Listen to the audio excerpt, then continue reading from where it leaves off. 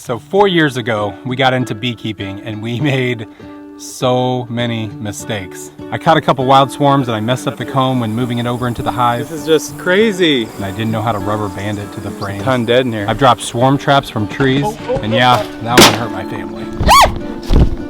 And then I had a gap in my suit and I got 11 very embarrassing bee stings. Can you get a smoker? I've lost hives to varroa mites and wax moths.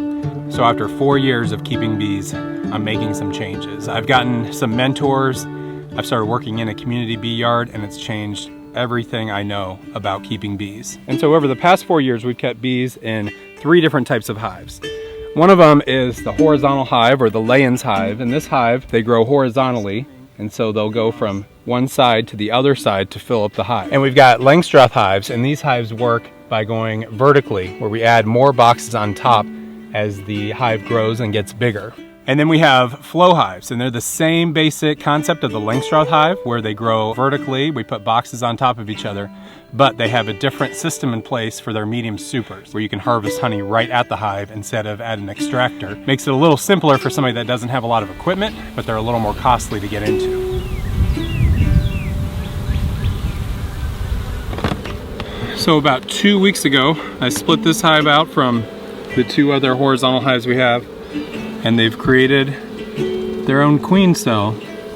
And so hopefully this means they'll hatch out a queen so this hive can continue on, but that's what I'm nervous about. And so today I'm working on some splits. This is how bees reproduce. How they duplicate is that they will grow a new queen, and then half of the bees will move on to another hive. And if we can do it, we can control it. We can move bees from one hive to another, and we can grow our bee yard, our apiary, and replace some of the hives that we've lost over winter. And we just did a split about a month ago, taking bees from our red and yellow Layens hives and taking some of those frames and creating a new hive over in our blue hive. But we need them to grow a new queen. And then we went to pick up a virgin queen, and she's gonna leave us today, but I'm gonna explain Here she comes. why that's a good thing. Let's go.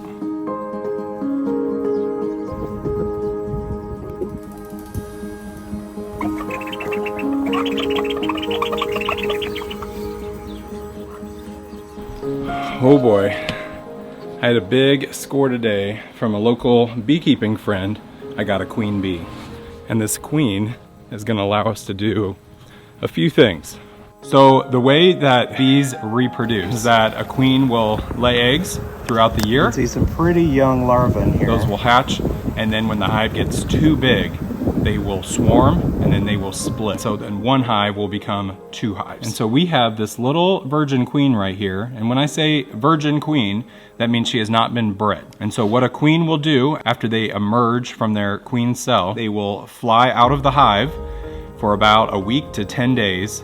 They will breed with drones, so male bees, they'll breed with them, and then they will come back to the hive, and then they will lay eggs for the rest of their life. Now this queen, I'm gonna get it out here in just a moment, and I'm gonna mark her, and I'm gonna show you how big she is, because she is really tiny. And all of our queens that we've got in our hives, they are much bigger. And so you're gonna be able to see throughout this right now, and then after she comes back from her mating flight, you'll be able to see how much bigger she is after she breeds. There she is, there's our queen. Out in the open. Doesn't she look amazing? Now she looks really tiny. Right there, looks like she's about 3/4 of an inch long. Okay, she's moving around quite a bit on me, but now we're gonna get her moved into our queen marking cage. This actually opens up, and then I can get her right in there, and then it's an easy way to mark her. All right, I was able to put this right over the lid. So now I can close this up slowly. Now she's a small little queen. She may be able to fit through here. This part is able to be pushed up. Okay, we've got her back right here stuck. That's perfect. So we've got a little red dot on our queen there. Now I can let her walk away. And so if you're curious about the red, it's actually a different color for every year. In 2023, the color is red, so all queens will be marked red this year. Now this is a queen cage. This is what we like to put our queens in when we add them to a new hive, but I don't have a sugar cube. Typically these will come with a sugar cube in it, and then the queen will work its way out while the other bees work their way in, and then during that time they'll get used to her scent, her pheromones, and then they'll get along. But if you just put a queen in with other bees right away, they'll often kill that queen thinking that they just came from another hive and that they still are serving another queen. So we want to give them some time to adjust. So we're going to put her in here, and since I don't have a sugar cube, we're going to try a little gummy worm in there. She's moved into the queen cage here. All right, so we've got our queen. She's there in the cage. Got a little gummy worm in there, so she can eat that on the way out. That's a little bit of sugar for energy, for nourishment. The bees on the outside will eat right there. So let's take this out to the hives and start our bee split.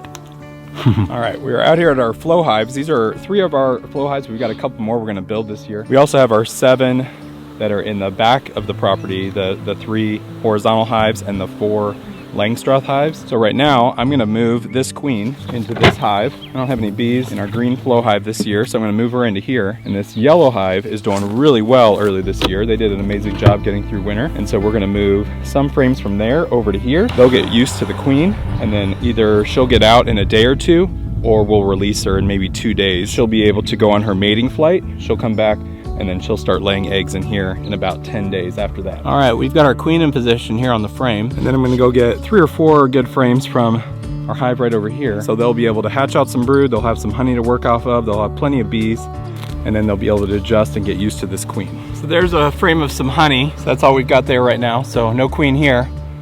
So I can go ahead and move this frame over. This is a really good frame of brood, so I'm gonna go ahead and take this frame over.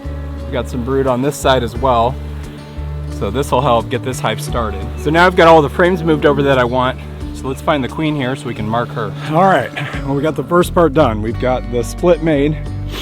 We've got the queen in place over here.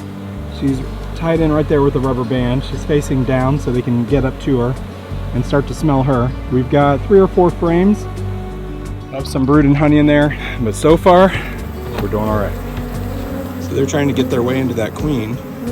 So she's in there, and they're working their way, eating the gummy there on the end. That is so cool.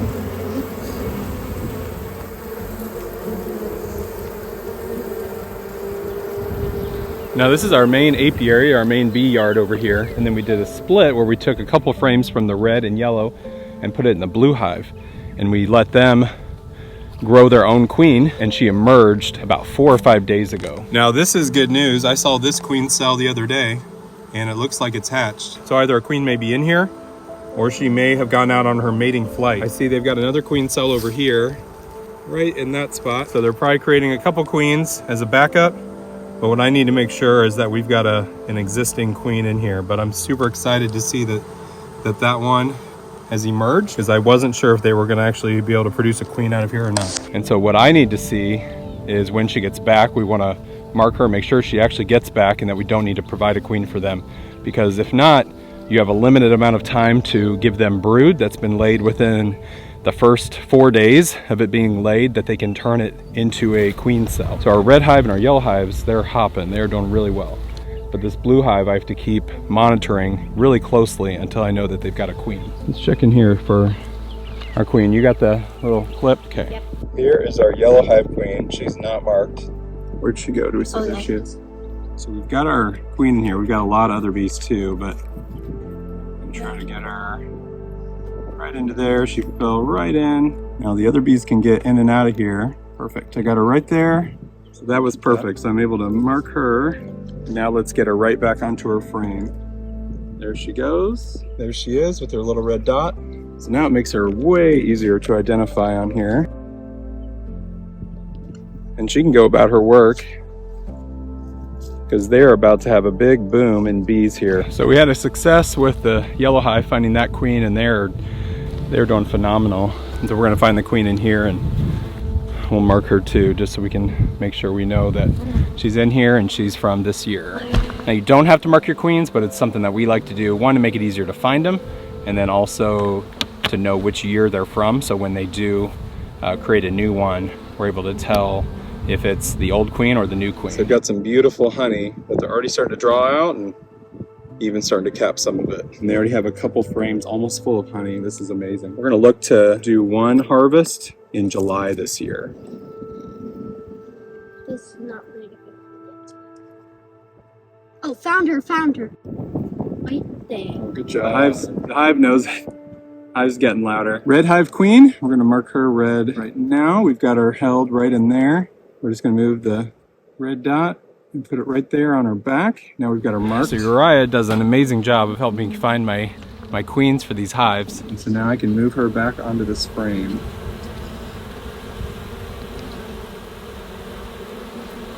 Absolutely amazing. He was 2 for 2 here on the yellow and the red. We're still waiting on the blue hive for that queen to come back from her mating flight. So this hive, just like our yellow hive, is absolutely booming in growth and bees and honey production. I think it's going to be a big year for these 2 hives, which is good because we've got a lot of other new hives to start. Today's video is sponsored by Factor. That's right. Got our meals in. Oh, some new drinks. It's our favorite day of the week, our Factor delivery day. So let's heat some up and show you what they sent us this month.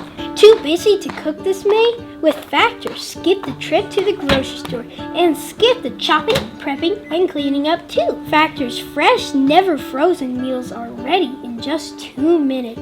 So all you have to do is heat and enjoy. And if you're wanting to budget this month and cut back on takeout, you can get Factor. And not only is it cheaper than takeout, it's also faster than delivery. And it's ready in just 2 minutes. So you guys know that I love Factor, but what do our kids think? Do you guys like these meals? Yep, I like the food and drinks. It's amazing that we're able to get these ready really quickly when we're outside and we're working with the bees. You want a mushroom? What do you think of Factor meals every month? Quick and easy, and I love the variety. Do you like them? Yeah. So get some for yourself today. Just head to factor75.com or use the link below and then use the code WhiteHouse50 for 50% off your first Factor box. That's factor75.com or use the link below and use the code WhiteHouse50 for 50% off your first Factor box. Delicious. So what's new in here? So Eli, we got some kiwis from the grocery store, and he started one of the seeds from an actual kiwi, and he did several and only one survived, and this is the plant, and it's got a ton of little kiwis all started on it.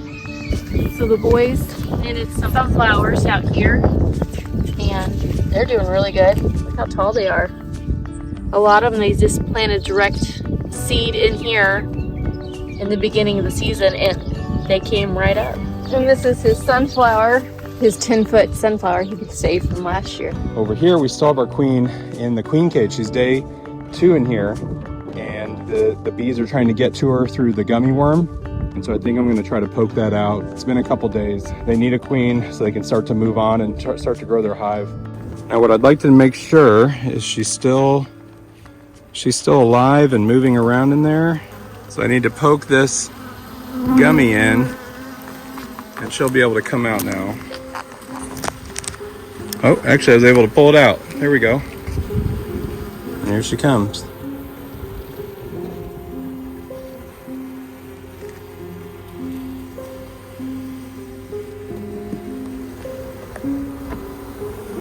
She is right there. All right, so I feel good about that. We've got one queen out. I've got this resolved here for the moment. She'll be going out on her mating flight, being a virgin queen. And then we'll check on our blue hive and see if that queen comes back soon. So right now we're at about day 50 on Bert's eggs here. So we're right at the beginning of where we could see something hatch if it is fertile. It's pretty unlikely since our eggs inside weren't fertilized that these eggs were gonna be fertile too, but if we're gonna see something, it's gonna be in the next week. Otherwise, Bert can finally stop sitting on these eggs and kind of get back to normal here with the emus. I did see Bert stand up yesterday and look, there were 5 eggs. So we've been able to keep the eggs safe from the other emus, and so no more eggs have been broken. But only time will tell if something will hatch.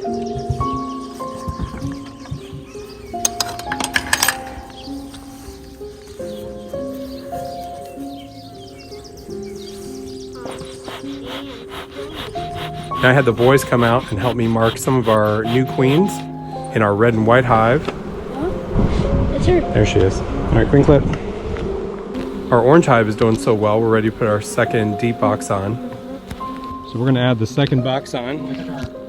We found our green hive queen, and we added our second box on there as well. And so we were able to mark her right here in this little queen marking kit. Now on our Lego hive, we built this 2 years ago. We've kept bees in it each year, but none have made it through the winter. So we're hoping to get them through the winter this year and build a really big, strong hive. We're gonna put our second box on. All right, Lego hive is cooking. We've got our second box on there. We've got a new roof that's gonna be ready to go on there tomorrow, because this one's Legos are kind of falling apart each year. Now our blue hive, this is where we want to see a queen. We've been waiting and waiting and waiting. So let's see if we have a queen in here today.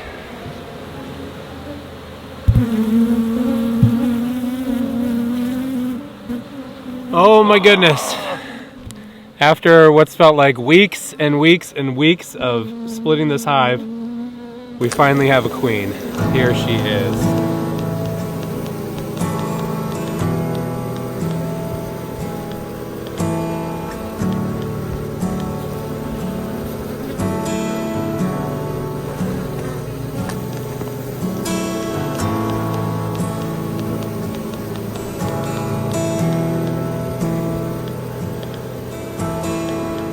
She is marked with her red dot and back in the blue hive. Oh my goodness.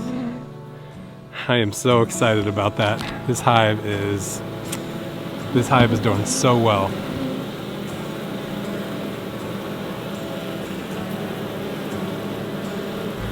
And here is a brand new queen at our flow hive. I think this one emerged while they're waiting on the other one to return. She's right here. She still looks really tiny as well. Can you see her? Right there.